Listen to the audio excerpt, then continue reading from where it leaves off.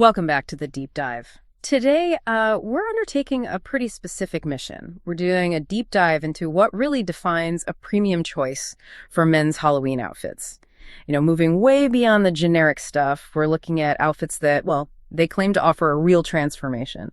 Yeah, so we've got details here on three specific high-quality options, ensembles really, not just costumes. They're aimed at men, and the promise is this kind of trifecta: durability, authenticity, and comfort.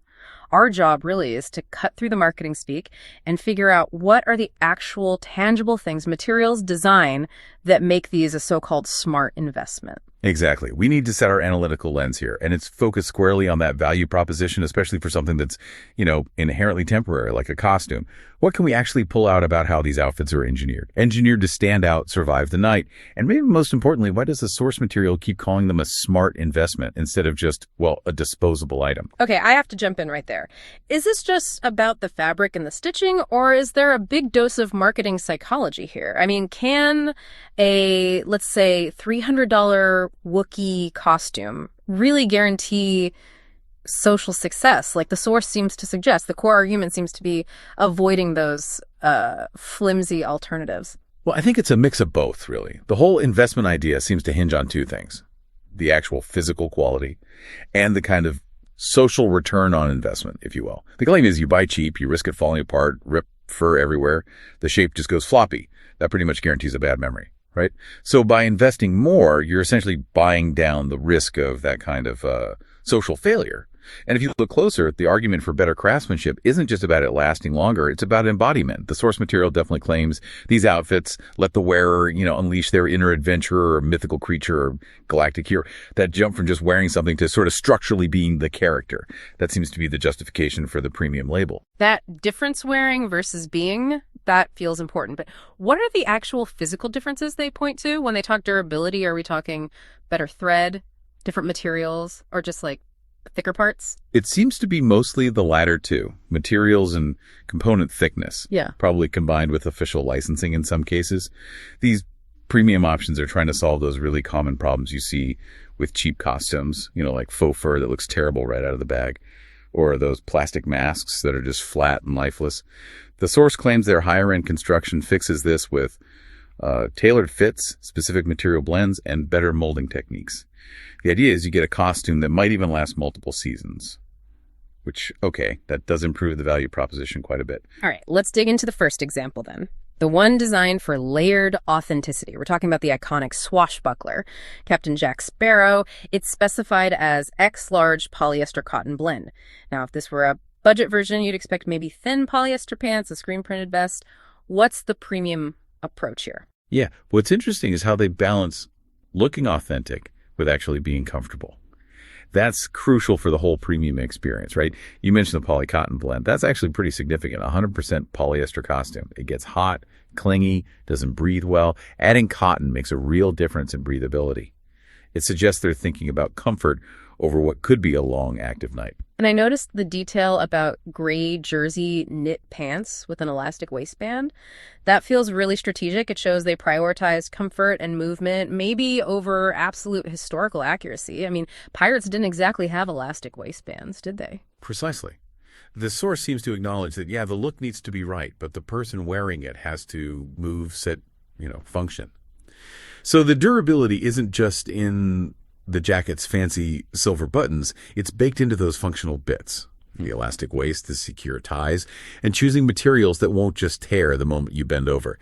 And if you connect that back to the psychological side, the layered authenticity, having all the pieces provided, that's a confidence booster. You get the weather jacket, the tricorn hat, the woven vest, everything. It takes away the stress of hunting down accessories. You just buy the set, and boom, you embody this character known for wit and adventure. Makes it easier to break the ice socially. That makes a lot of sense. Okay, so if the pirate is about detailed layers and mixing history with modern comfort, our next character takes that idea of total physical transformation like way further.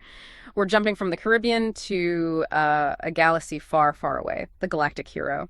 the adult Star Wars Chewbacca premium costume. Right? This one needs bulk, scale. It comes with the full jumpsuit, a padded molded mask, gloves, and the signature bandolier thing. Structurally speaking, what challenges does this premium version supposedly solve that the cartoonish budget versions just can't handle? Well, the main technical hurdle with any big creature costume like this is keeping that massive non-human shape without it collapsing on itself or becoming just unbearably hot to wear. What the source emphasizes is the molded precision and padded elements.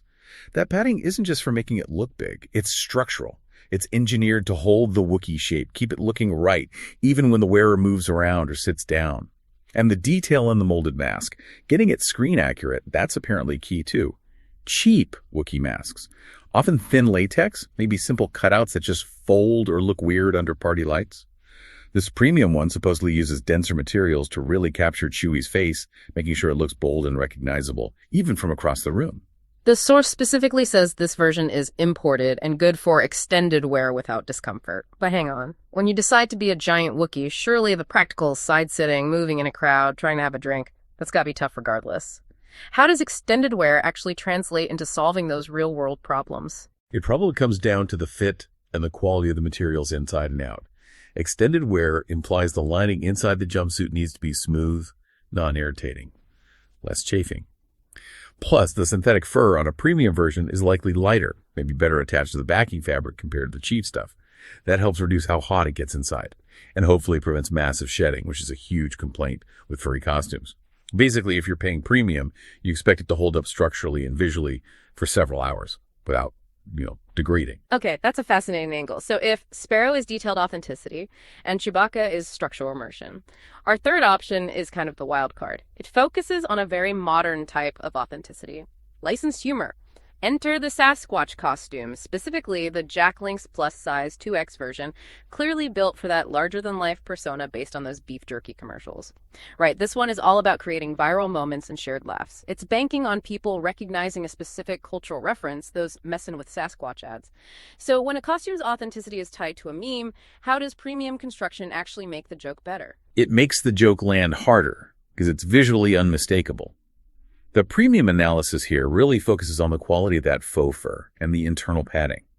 Cheap Bigfoot costumes often use thin, kind of ratty fur that just screams low effort. This licensed version needs that high-quality, long brown fur that looks genuinely massive and shaggy, not like it's balding. And we should probably look at the engineering of the padding, too, especially the mention of padded shoulders. A good Sasquatch needs to look muscular, imposing, not just like a shapeless blob. So the internal structure uses those padded shoulders, maybe other foam bits, to sculpt a specific physique. That ensures the humor works because the visual is strong and immediate.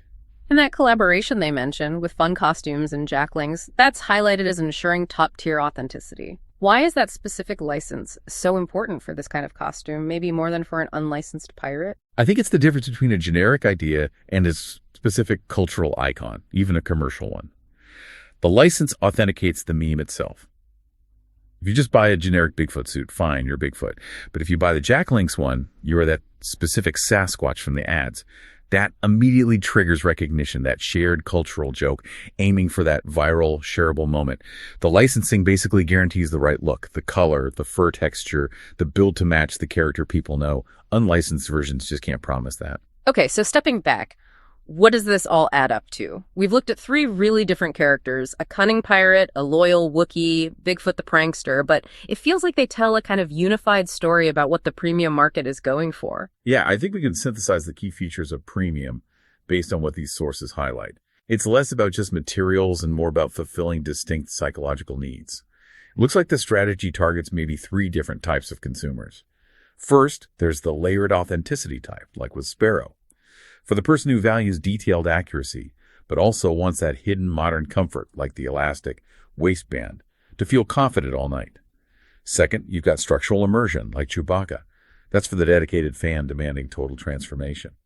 The premium price here pays for complex engineering, the molded mask, the padding, that stops the costume failing visually or structurally halfway through the night. And third, there's licensed humor, like the Sasquatch. This seems aimed at the social user who wants maximum crowd-pleasing impact. Here, the investment buys that specific licensed look and the padding needed to turn a simple joke into a high-impact, instantly recognizable moment. Right. So, connecting back to you, the listener, the underlying point seems to be that choosing one of these high end outfits is about, well, drastically lowering your risk of social awkwardness. Nobody wants their mask caving in or their costume ripping mid party, right? It's about maximizing social confidence and that crowd pleasing factor. You're essentially buying a guarantee that you'll stand out for the right reasons. Which raises a really interesting question, doesn't it? When you invest this kind of money in a high quality, authentic costume, are you mostly buying fabric and plastic? Or are you actually buying the guaranteed experience of embodying wit or strength or humor? And maybe critically, are you buying the ability to stand apart from the flood of low quality knockoffs? Absolutely. It shifts the decision, doesn't it? It becomes less about just what you wear and maybe more about the quality of the interactions you expect to have because you're wearing it. Well, thank you for joining us on this deep dive into what makes a costume an epic outfit and potentially a smart investment. We hope this helps you track down your perfect choice. And here's a final thought for you to chew on. If the whole point of these premium options is transformation, connecting with other fans, sharing a joke, does shelling out significantly more money change your expectation of how others should react to you? If you pay top dollar for total immersion, do you maybe feel a bit entitled to a better, more engaged reaction from the crowd? Something to think about. Until next time.